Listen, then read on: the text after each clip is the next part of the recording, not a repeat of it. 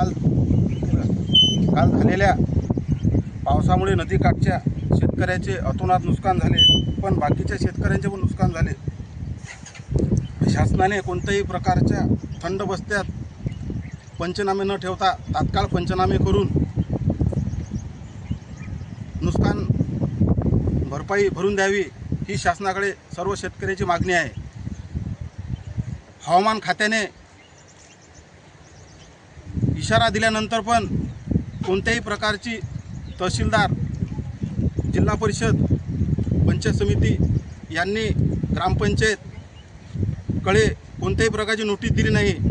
जर नोटीस दिली असती तर शेतकऱ्याच्या काठावरच्या शेतकऱ्यांचं भरपूर नुकसान होण्यापासून वाचलं असतं। कोणाचे स्प्रिंकलरचे पाईप गेले तर कोणाची मोटर गेली, कोणाचे ठिबकचे बंडल वाहून गेले तर कोणाच्या मोटरी वाहून गेल्या।